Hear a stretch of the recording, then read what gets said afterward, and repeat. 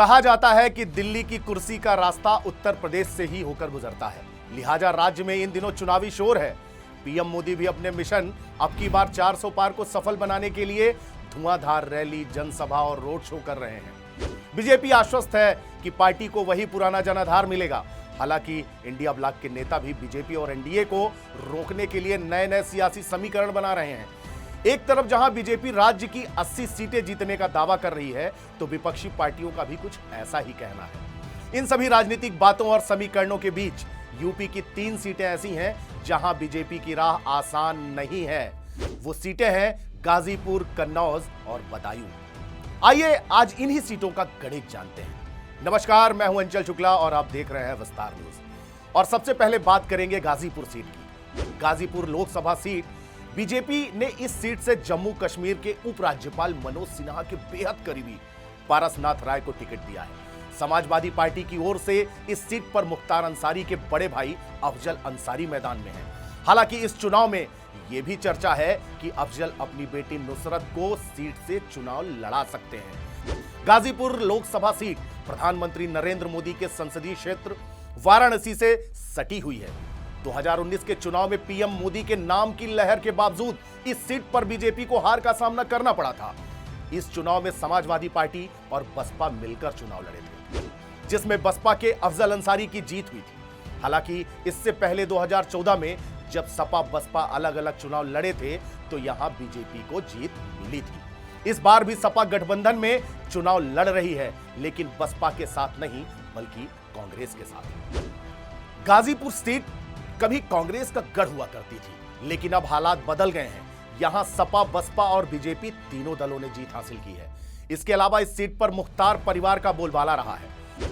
मुख्तार अंसारी को गाजीपुर का बाजीगर कहा जाता था। खुद मुख्तार अंसारी 5 बार विधायक चुना गया। जेल में रहते हुए बेटे और भतीजे को विधायक बनवाया। मुख्तार के बड़े भाई अफजल अंसारी 2019 के लोकसभा चुनाव में गाजीपुर से सांसद चुने गए। अब मुख्तार अंसारी इस दुनिया में नहीं रहा, लेकिन प्रभाव अब भी है। इस बार देखना यह होगा कि क्या बीजेपी नेता पारसनाथ राय यहां से पार्टी को जीत दिला पाते हैं या नहीं। अब बात कर लेते हैं कन्नौज लोकसभा सीट की। कन्नौज लोकसभा सीट की बात करें तो यहां से लगातार 7 चुनाव में मिली जीत के बाद पिछली बार भाजपा से कन्नौज को गंवाने वाली सपा फिर से इसे वापस हासिल करने की जुगत में है। सपा प्रमुख अखिलेश यादव इस सीट से खुद ही चुनाव मैदान में उतरे हैं, जबकि उन्हें टक्कर देने के लिए भाजपा ने फिर से सुब्रत पाठक को ही मैदान में उतारा है। पिछली बार इस सीट को सपा से हासिल करने वाले सुब्रत पाठक सपा पर लगातार हमला बोल रहे हैं। इन दोनों के बीच बसपा ने इमरान बिन जफर को मैदान में उतार रखा है। वर्ष 2014 के चुनाव में भाजपा ने पहली बार सपा को कड़ी टक्कर दी थी।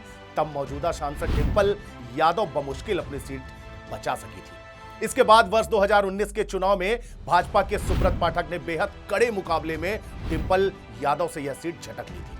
वर्ष 2014 में बसपा तीसरे नंबर पर रही थी।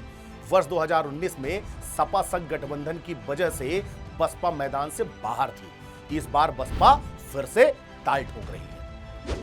अब बात कर लेते हैं बदायूं लोकसभा सीट की। उत्तर प्रदेश के बदायूं में लोकसभा चुनाव को लेकर भी हलचल तेज है।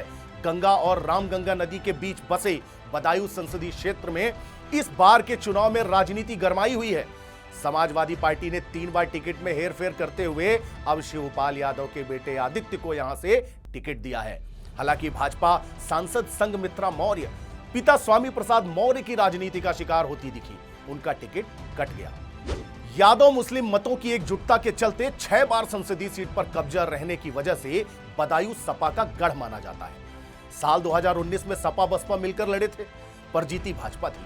भाजपा अब कब्जा बनाए रखने व सपा बसपा को रोकने के लिए पूरी ताकत झोंक रही है। पार्टी की ओर से दुर्विजय सिंह शाक्य यहां से चुनाव लड़ रहे हैं।